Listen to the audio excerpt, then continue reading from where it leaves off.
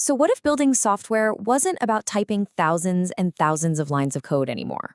Today, we're going to look at a pretty fundamental shift in how we create technology.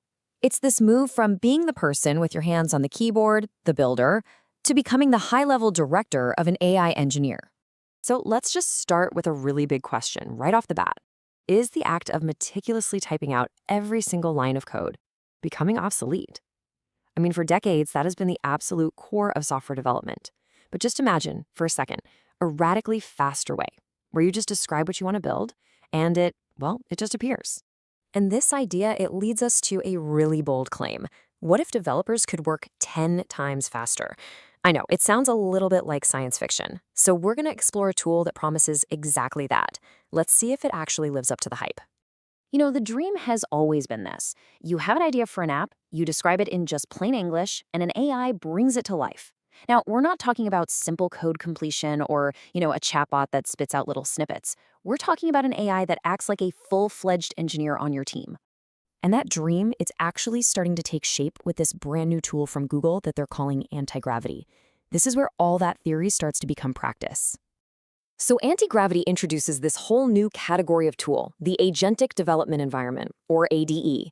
The key word here, the one you really got to focus on, is agentic. It means the AI isn't just a passive assistant waiting for you. It's an active agent. You give it a high-level goal, and it goes off and independently plans, writes, and even debugs the code to get there.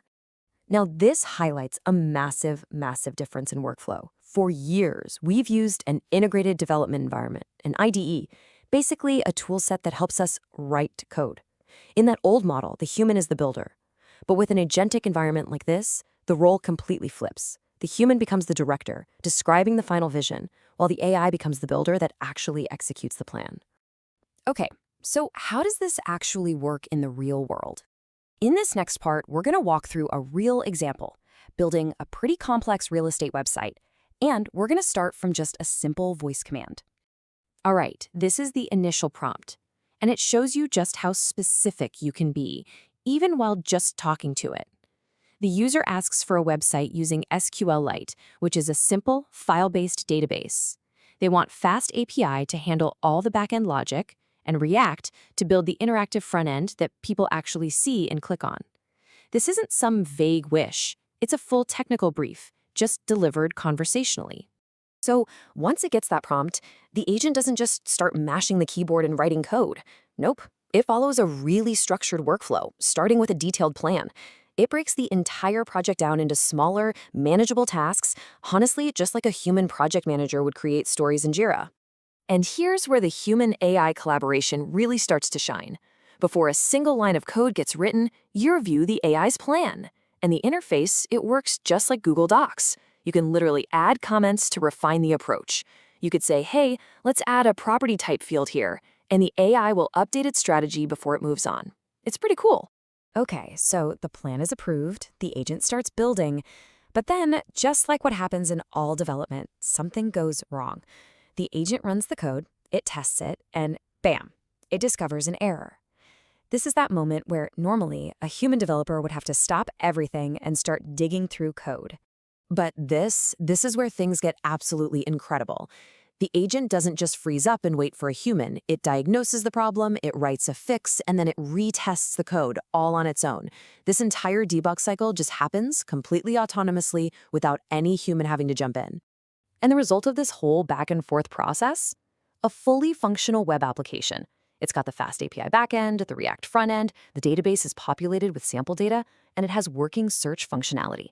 It's not just a pile of code, it's a live tested product, all generated from that initial conversation. So, we've seen what this tool can do, which is pretty amazing. But now let's talk about the bigger question. What does this technology actually mean for the role of the human developer? Yeah, this is the question on everyone's mind. If the AI can plan, code, test, and debug, what's left for us to do? And look, it's a totally valid concern, but the answer isn't nothing. The answer is that the job evolves into something new. This new role is that of an orchestrator. Think of it this way. You're no longer playing every single instrument in the orchestra. You're the conductor, guiding a team of incredibly powerful AI tools to create the final symphony. So as the orchestrator, your value completely shifts away from manual coding and towards high-level thinking. Your most crucial skills become things like system design, translating business needs into technical requirements, and using your critical thinking to validate the final product. You provide the vision, you set the rules, and you give the final sign-off. Your job is to guide the AI, not to be the AI. This quote from the source material is honestly the perfect analogy.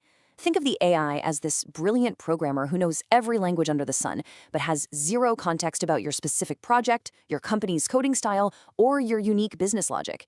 Your job as the orchestrator is to provide all that critical context. Okay, finally, let's just zoom out and consider the broader impact here. Because this isn't just about one single tool. It's about an entirely new way, a new paradigm for creating software. We are entering the era of AI-first development. And what that means is that AI isn't just an afterthought or some helpful plugin anymore. It's becoming the primary engine of creation, with humans providing the strategic direction and the final oversight. And look, if there are any lingering doubts about just how powerful this approach is, listen to Linus Torvalds. This is the creator of Linux and Git, one of the most respected and influential programmers alive. When he was asked if these AI tools can write code better than he can by hand, his answer was a simple, straight-up yes. And this leaves us with one final, and I think really exciting question. When all the tedious, line-by-line work is handled by an AI, human creativity is finally set free to focus on bigger, more ambitious ideas. So the only question left to ask is, if AI is the engineer, what will you build? Thanks for